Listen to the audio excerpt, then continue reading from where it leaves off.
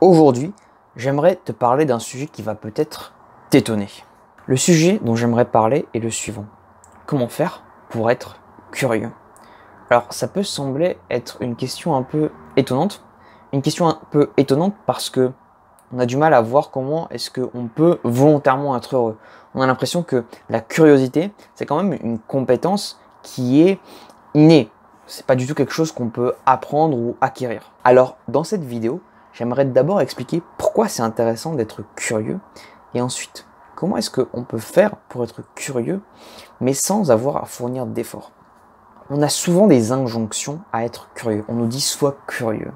On dit sois curieux, soit prêt à apprendre beaucoup de choses, soit prêt à te cultiver, soit prêt à faire des choses que les autres ne font pas. Mais des fois, voilà, la vérité c'est qu'on n'est pas motivé. Être curieux, comment ça, être curieux par exemple, sois curieux de la politique, sois curieux de l'économie. Si la politique ça t'intéresse pas, si l'économie ça ne t'intéresse pas, aucune raison d'être curieux et on se doute bien que c'est pas l'économie avec ses statistiques compliquées, ses courbes à Wall Street qui ne comprend rien, que ça va nous intéresser. Pire encore, la politique, comme je l'ai expliqué dans une autre vidéo, c'est pas les débats à l'Assemblée où ils chipotent, ils coupent les cheveux en quatre qui vont nous intéresser. Non. Par contre, en fait, ce qui peut nous intéresser, et pourquoi est-ce que la curiosité, c'est quelque chose d'important, c'est que au fond, selon moi, la curiosité mène à la connaissance. Quand on est curieux, on apprend de nouvelles choses. On se forme, on découvre des choses.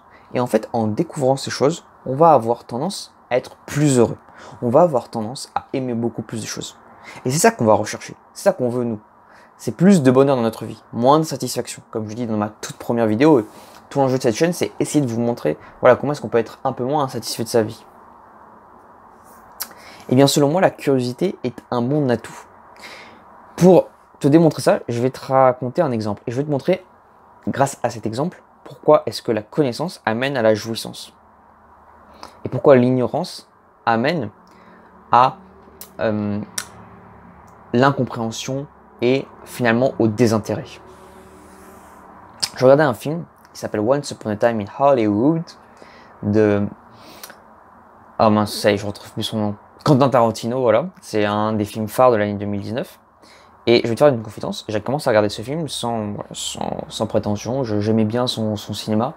D'ailleurs, je te recommande le film Reservoir Dogs. Alors, je sais qu'il faut jamais recommander des films parce que chaque fois que quelqu'un te recommande un film, même un ami très proche, même ta famille te recommande des films, tu les regardes jamais. Moi, je regarde jamais les films qu'on me recommande. Je regarde que des films que j'ai envie de regarder. Parce que déjà, il y a tellement de films que je veux regarder que je veux regarder que je les ai pas regardés. Donc, alors en plus, ceux qui me conseillent des films, alors là, je les écoute même pas. Mais si jamais tu as l'occasion, c'est Reservoir Dogs. Et pour moi, c'est un film vraiment très intéressant. C'est un film intéressant parce que c'est un film dont l'action principale, c'est-à-dire le nœud principal du scénario, c'est quelque chose qu'on ne montre pas et qu'on va raconter à travers différentes personnes tout au long de l'histoire. Et on va avoir plusieurs différences, plusieurs versions d'une même histoire. Et ça va créer quelque chose de... Voilà, ça va créer une histoire complète à la fin. Et c'est très intéressant de voir comment est-ce que ton point de vue influence complètement la manière dont tu racontes ton histoire, la manière dont tu racontes ton récit. Mais bref, je regarde donc Once Upon a Time in Hollywood. Et je regarde le film et puis au bout de, je sais pas, 1 heure de film, parce que le film est très long, il dure 2h30. Je comprends rien au film. Franchement, je comprends rien au film. On me montre une fille qui va au cinéma. Je vois pas l'intérêt. On me montre un acteur apparemment, qui est un peu, voilà, sur la tare. On me montre son pote cascadeur. Je comprends rien.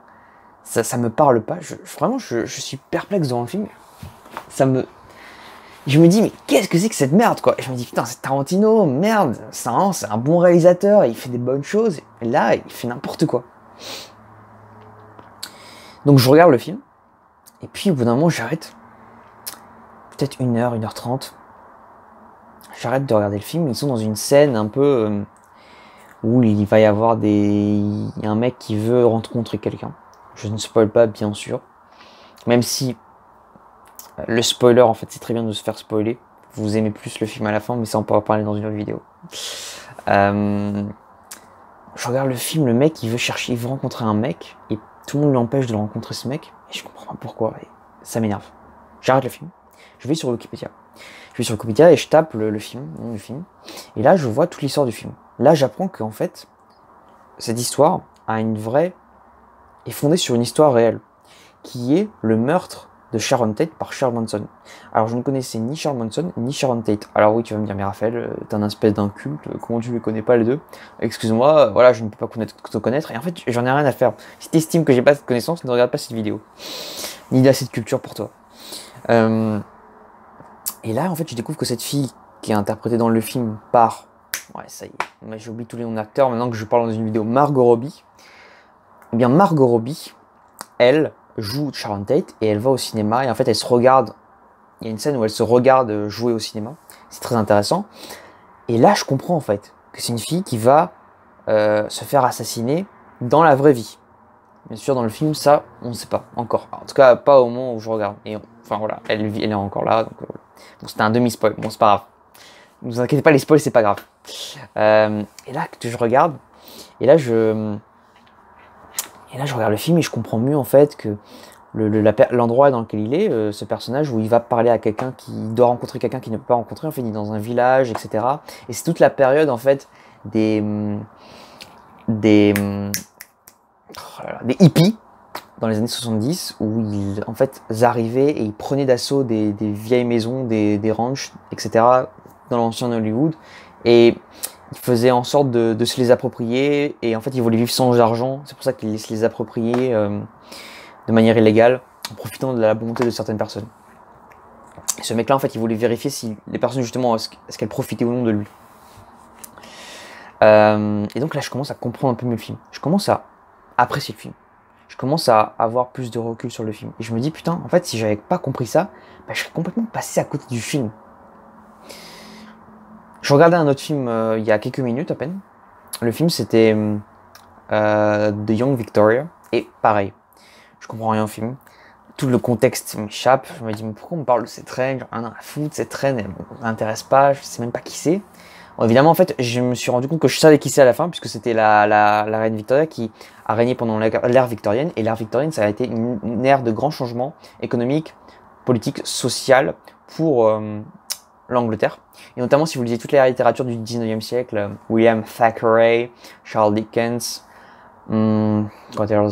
Yeats, bref, tous ces grands auteurs, vous verrez en fait comment ils racontent cette période, comment cette période est assez intéressante, comment est-ce qu'elle se développe, etc. Et je trouve ça très intéressant en fait parce que j'ai compris qui était la reine en regardant sur Wikipédia pendant que je regardais le film, et donc ça m'a beaucoup plus intéressé vis-à-vis du film. Ça m'a beaucoup plus montré en quoi le film pouvait être intéressant, pourquoi ce film méritait d'être vu. Dernier exemple, mais pas de même, et là c'est un exemple où en fait qui est encore plus intéressant que les deux premiers, parce que là je connaissais déjà le film, et le fait d'avoir encore plus de connaissances par rapport au film m'a fait beaucoup plus aimer le film. C'est un film, je sais pas si tu l'as vu, c'est Les Chevaliers du Ciel. Les Chevaliers du Ciel, c'est un des rares films, à ma connaissance c'est le seul, je crois qu'il y en a un autre, mais je pense qu'il ne le fait pas aussi bien, mais il faudrait que je le regarde. Mais à ma connaissance c'est le seul film qui filme des pilotes d'avions de chasse, et dans des vraies conditions, c'est-à-dire qu'ils sont dans les airs et on les filme, on filme le pilote, on filme dans les airs. C'est un film qui est absolument magnifique, qui donne vraiment du souffle, qui donne vraiment envie, qui donne du punch, etc. Et on voit les avions qui vont très vite dans les airs, etc. C'est vraiment impressionnant. Beaucoup plus finalement que Top Gun, parce que Top Gun c'est un film qui ne montre pas en fait les scènes d'action en conditions réelles. C'est-à-dire que Tom Cruise il est pas dans les airs quand il fait ça. Alors que là, les pilotes, etc. ils sont dans l'air. Il me semble que les acteurs aussi, mais je sais pas dans quelles conditions. Peut-être qu'ils ont un avion à 2 places et ils jouent dans la 2e place. Bref, je sais pas exactement. Et je regardais il y a pas plus longtemps que quelques minutes une vidéo sur YouTube d'un mec, pilote d'avion de chasse, qui commente le film. Je mettrai, si je trouve le lien dans la description. Et en fait, il montre en quoi le film est encore mieux que ce que je pensais, puisqu'il y a beaucoup de détails. Il y a beaucoup de vrais détails sur... il y a des plans où en fait c'est vraiment les producteurs du film qui montrent en réalité les producteurs de moteurs, d'engins français. Donc il y a de vrais détails historiques, réalistes. Et par exemple, les avions dans le cockpit, il y a tout un tas d'informations sur sur le cadran, la grille. Et ce qui se passe, c'est que dans le film, chaque information, chaque cadran sur la grille correspond vraiment à une situation d'aviation réelle dans les airs. C'est-à-dire que par exemple, à un moment donné, l'avion veut se mettre sous un autre avion pour se cacher. Et pour ça, il faut aller à une certaine vitesse, avec une certaine altitude, aller de gauche à droite, etc. Et en fait, le film, selon cet expert, selon ce pilote d'avion de chasse, restitue la manière dont vraiment un avion de chasse ferait pour justement se mettre sous un autre avion et se mettre en filature et ne pas se faire voir. Et donc je me suis dit, waouh, c'est vraiment incroyable, quoi. Ce film, non seulement il nous immerge dans le monde de l'aviation, mais en plus, il le fait de manière réaliste, il suit vraiment au micro-détail près comment est-ce qu'un pilote d'avion de chasse ferait dans la vraie vie pour accomplir ce geste. Et je me suis dit, waouh, c'est vraiment impressionnant. Et ça m'a donné encore plus envie d'aimer le film. Cette vidéo commence à être longue, tu te dis, mais oulala, il nous emmène loin, pourquoi il nous emmène loin? La vidéo va se conclure rapidement. Elle va se conclure rapidement avec deux choses. Sur comment être curieux et pourquoi c'est important d'être curieux. Alors pourquoi c'est important d'être curieux? C'est important d'être curieux parce que quand on est curieux, eh bien, on joue plus, on apprend plus de choses, on est plus content.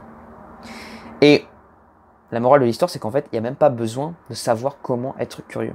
Paradoxalement, d'habitude, je vais un peu contre l'opinion commune, mais là, je rejoins l'opinion commune parce qu'en fait, la curiosité, c'est pas tant que c'est inné, non, en fait, je vais contre l'opinion commune. C'est pas tant que c'est inné, c'est que c'est en fait quelque chose qui est suggéré, qui est suscité par ton environnement.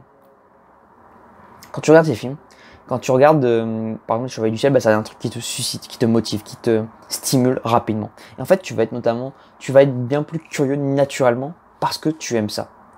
Les Chevaliers du Ciel, voilà, c'est un film que j'ai beaucoup aimé et je vois cette vidéo où le mec qui commente Les Chevaliers du Ciel, donc je me dis, bah, je vais voir. Et donc là, j'en ai appris un peu plus sur le film, sur l'aviation en général. Bon, je suis pas un expert du tout, j'ai pas compris exactement tout ce qu'il a dit, mais ça m'a intéressé, ça m'a motivé, ça m'a stimulé. Pareil, le film que j'ai regardé sur The Young Victoria, c'était un film assez intéressant finalement, et ça m'a motivé justement à aller voir un peu plus, à aller me documenter sur la reine Victoria, qui elle était, etc., sur sa relation qu'elle avait avec le prince Albert, puisque le film tourne autour de ça.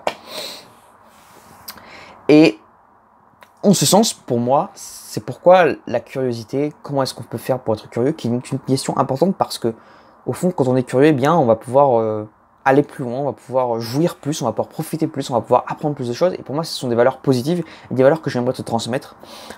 Dans la mesure du possible, j'aimerais faire en sorte que mes vidéos soient de l'infotainment, comme dit bien Anton BM, c'est-à-dire des vidéos qui donnent envie, qui suscitent ton intérêt, suscitent ta curiosité et te donnent envie d'apprendre plus. Alors évidemment, je ne prétends pas avoir la connaissance nécessaire en scénaristique, j'essaie de me documenter là-dessus, ni la connaissance nécessaire ni le background, ni l'arrière-plan, ni le montage nécessaire suffisant pour que tu sois absolument attiré par mes vidéos d'un coup et que tu as envie d'apprendre plus vis-à-vis de ce que je dis. Mais en tout cas, c'est ce que j'essaie de te transmettre dans ces vidéos.